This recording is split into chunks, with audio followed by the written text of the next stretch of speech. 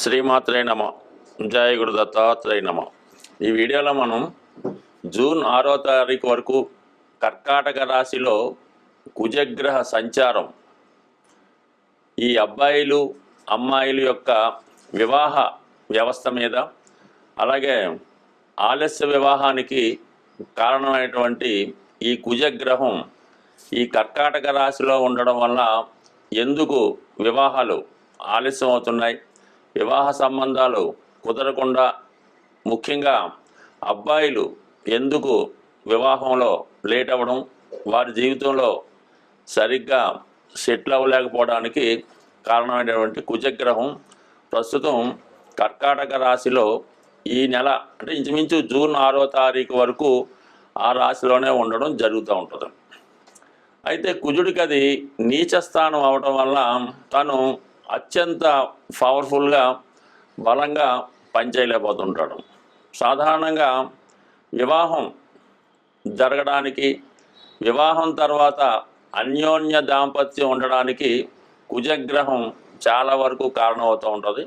అయితే ఎక్కువగా అమ్మాయిల జాతకంలో కుజుడు భర్త యొక్క స్థాయిని, ఎటువంటి భర్త వస్తాడు, అలాగే జాతకంలో కుజదోషం ఎంతవరకు ఉంటుంది, ఇవన్నీ కూడా ఎస్పెషల్లీ అమ్మాయిల జాతకంలో కుజుడు ఎంత బలంగా ఉంటే వారికి వివాహం అంత తొందరగా అవ్వడం, అలాగే వివాహం తర్వాత కూడా అన్యోన్యంగా ఉండడం, అలాగే తొందరగా సంతానం కలగడానికి కూడా కుజుడే కారణం అవుతుంటాడు. అయితే అబ్బాయిల జాతకంలో కుజుడు ఎంత బలంగా ఉంటే ఆ అబ్బాయి అంత తొందరగా జీవితంలో తొందరగా చదువు పూర్తి చేసి వెంబటనే ఉద్యోగంలో చేరి వివాహం కూడా తొందరగా జరగడానికి, అంటే తొందరగా సెటిల్ అవ్వడానికి మగవారి జాతకంలో కుజుడు అత్యంత బలంగా ఉంటే ఆ బలం యొక్క స్థాయిని బట్టి అబ్బాయి యొక్క భవిష్యత్తు, అతని వివాహం, అతని క్యారెక్టరు ఇవన్నీ కూడా ఆధారపడి ఉంటాయి. మరి అబ్బాయిల జాతకంలో శుక్రుడు కూడా భార్య యొక్క స్థాయిని చెప్పడం జరుగుతూ ఉంటుంది. శుక్రుడు అబ్బాయి జాతకంలో ఎంత బలంగా ఉంటే అంత అందమైనటువంటి, బాగా స్థిరపడినటువంటి మంచి డౌరీతో మంచి భార్య రావడం జరుగుతూ ఉంటుంది. అలాగే శుక్రుడు పాపగ్రహాలతో కలిసి ఉన్న, పాప రాశుల్లో ఉన్నా కూడా వివాహం ఆలస్యం అవడం, తొందరగా జరగకపోవడానికి కూడా కారణం అవుతుంటుంది. అంటే ముఖ్యంగా ఈ శుక్రుడు రవితో కంబస్ట్ అయి ఉన్న, రవికి బాగా దగ్గరగా ఒకే డిగ్రీలో ఉన్నా కూడా వివాహం జరగడం అన్నది చాలా కష్టం అవుతుంటుంది. వివాహం తర్వాత కూడా వివాహ బంధం అన్నది చాలా ఇబ్బంది పెట్టడం కూడా జరుగుతూ ఉంటుంది. అంటే సుమారుగా చెప్పాలంటే ఎక్కువ వివాహ వ్యవస్థ మీద మనం ఎక్కువగా కుజుడినే తీసుకోవడం జరుగుతూ ఉంటుంది. కుజుడు ఉన్న స్థానాలను బట్టి కుజదోషం నిర్ణయించడం జరుగుతుంది. కానీ శుక్రుడు కూడా ఈ వివాహ విషయంలో చాలా ప్రాధాన్యత చూపడం జరుగుతూ ఉంటుంది. అందుకని శుక్రుడికి అలాగే మన కుజుడికి సరైనటువంటి అవగాహన, సరైనటువంటి స్థానాల్లో ఉన్నప్పుడు కూడా ఆ వివాహ వ్యవస్థ చాలా అనుకూలంగా ఉండే అవకాశం ఉంది. ఉదాహరణకి ఎవరి జన్మ జాతకంలో అయినా ఈ శుక్ర కుజగ్రహాలు కలిసినప్పుడు వాళ్ళ జీవితంలో వివాహం తర్వాత ఎంత కొట్లాడుకున్నా తిరిగి మళ్ళా కలుసుకోవడానికి కూడా కారణం అవుతూ ఉంటుంది. అందువల్ల ఏంటంటే ముఖ్యంగా జాతక పరిశీలనలో అమ్మాయిల యొక్క జాతకం చూసినప్పుడు ఆ కుజుడు యొక్క స్థితిని బట్టి, కుజుడు ఉన్నటువంటి స్థానాలు, కుజుడు ఏ గ్రహాలతో కలిసి ఉన్నాడు, పాపగ్రహాల వీక్షణ ఉందా, వీటన్నిటి బట్టి ఎప్పుడు వివాహం అవుతుంది, వివాహం తర్వాత ఏ విధంగా ఉంటుంది, ఏ వైపు నుంచి భర్త వచ్చే అవకాశం ఉన్నది 100% ఈ కుజుడు బట్టి అమ్మాయిల జాతకంలో చెప్పడం జరుగుతూ ఉంటుంది. అలాగే అబ్బాయిల జాతకంలో శుక్రుడు ఉన్న స్థితిని బట్టి అబ్బాయికి ఎప్పుడు వివాహం జరగవచ్చు, వచ్చిన భార్య ఏ విధంగా ఉంటుంది, వివాహం తర్వాత జాతకుడు అదృష్టవంతుడు అవుతాడా, దురదృష్టవంతుడు అవుతాడా అన్నది కూడా అబ్బాయి యొక్క జాతకంలో శుక్రుని బట్టి కూడా ఉండడం జరుగుతూ ఉంటుంది. సో ఇప్పుడు మనం ఈ కుజుడు ఇంచుమించుగా మనకి జూన్ 6వ తారీఖు వరకు కర్కాటక రాశిలో సంచరిస్తూ ఎక్కువగా పుష్యమి, ఆశ్లేష నక్షత్రాల మీద ఎక్కువ సంచారం చేయడం జరుగుతుంటుంది. ఈ ప్రభావం వివిధ రాశుల వారి మీద ఏ విధంగా ఉంటుంది, వారు తొందరగా వివాహం జరగాలన్నా, వివాహం జరిగి కూడా ఇబ్బందుల్లో ఉన్న వాళ్ళు ఎటువంటి పరిహారాలు చేసుకోవాలి అన్న విషయాన్ని ఈ వీడియోలో కొద్దిగా డీటెయిల్గా తెలుసుకునే ప్రయత్నం చేద్దాం.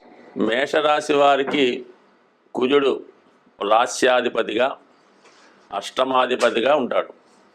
అందుకని మేషరాశి వారికి ఎస్పెషల్లీ కుజుడు శుభుడు అవటం వల్ల ఏ భావంలో ఉన్నప్పటికీ కూడా 99% శుభ ఫలితాలు మాత్రమే ఇవ్వడం జరుగుతూ ఉంటుంది. అయితే ఇప్పుడు మనకి ఈ కుజుడు మేషరాశి వారికి చతుర్థ స్థానంలో సంచరిస్తూ తన చతుర్థ దృష్టితో సప్తమ భావాన్ని వీక్షిస్తున్నాడు. అంటే వివాహానికి అవసరమైనటువంటి భావాన్ని చూడటం వల్ల కంపల్సరీగా ఈ సమయంలో మీరు చేస్తున్నటువంటి వివాహ ప్రయత్నాలు చాలా వరకు అనుకూలించే అవకాశం ఉన్నది.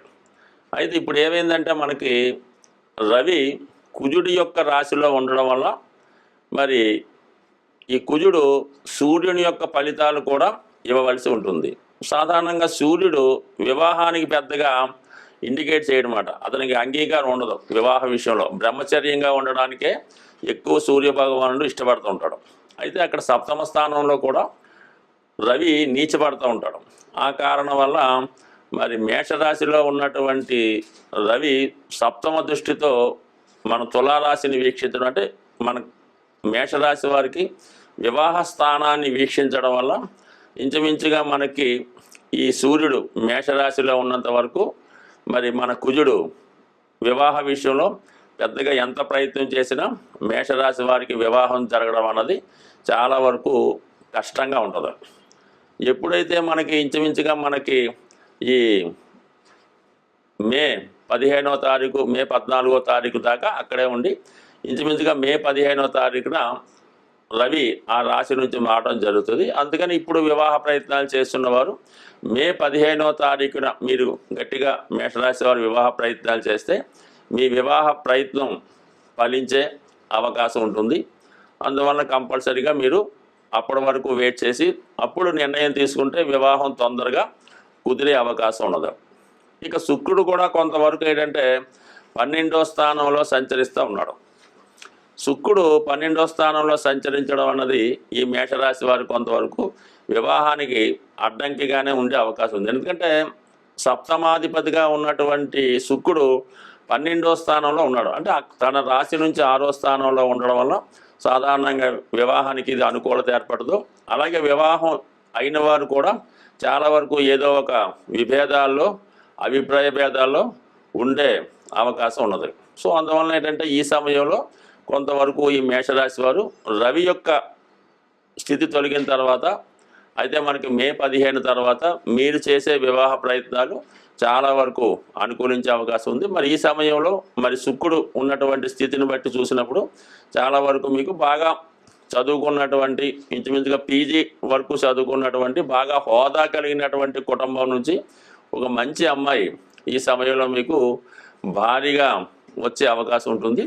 అంటే వివాహానికి గురుబలం కూడా అవసరం కాబట్టి మీరు ఈ శుక్రుడుతో పాటు గురువు కూడా మీకు ఈ నెల ఇంచుమించుగా 15వ తారీఖు వరకు ఈ కుటుంబ స్థానంలో ఉండి అక్కడ నుంచి 3వ స్థానానికి వెళ్తాడు. 3వ స్థానంలోకి వెళ్ళినటువంటి గురువు సప్తమాన్ని కూడా వీక్షిస్తూ ఉంటాడు అన్నమాట.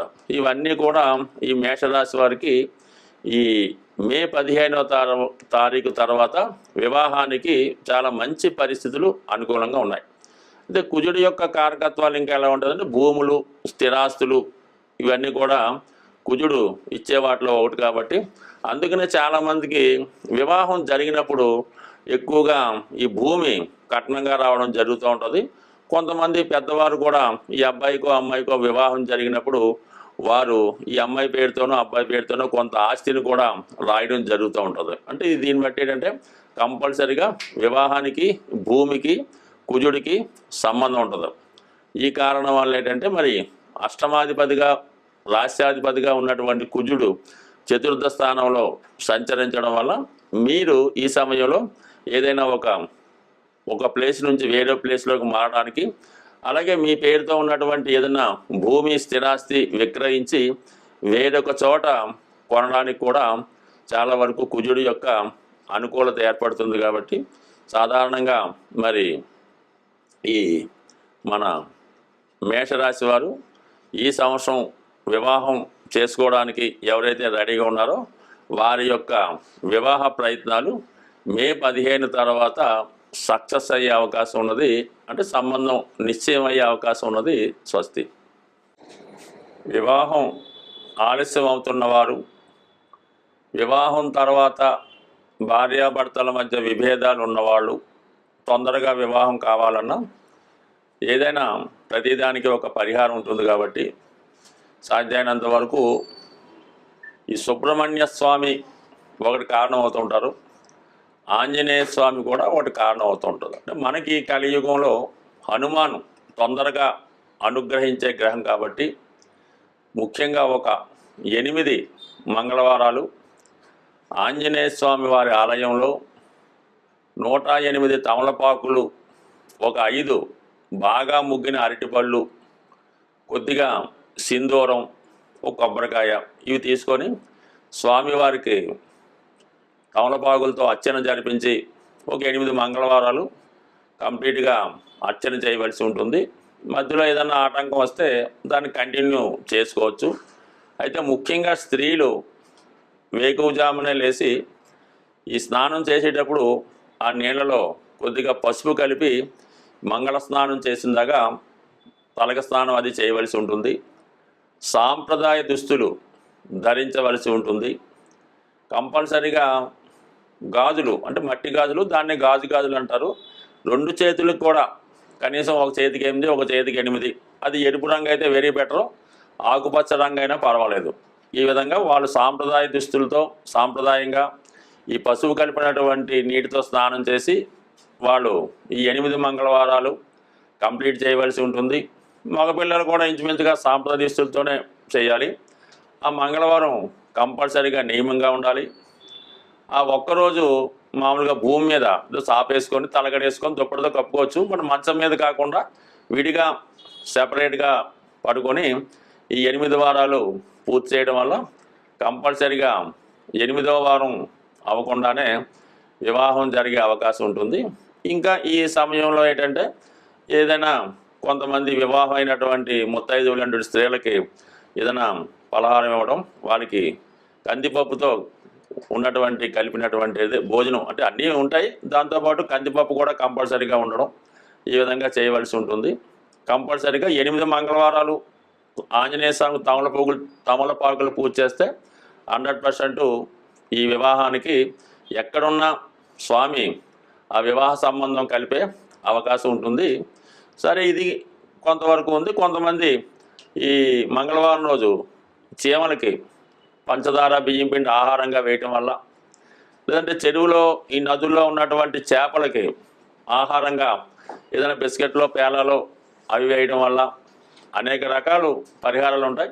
ఇవి తొందరగా శీఘ్రంగా పరిహారం జరుగుతూ ఉంటుంది కాబట్టి ఈ హనుమాన్ చాలీసా పారాయణ చేయడం వల్ల కూడా వివాహం అవుతుంది. సుందరకాండ పారాయణ, హనుమాన్ చాలీసా, ఏదైనా హనుమాన్ ఆరాధించడం వల్ల కుజగ్రహ అనుగ్రహంతో తొందరగా వివాహం జరిగే అవకాశం ఉంటుంది. స్వస్తి.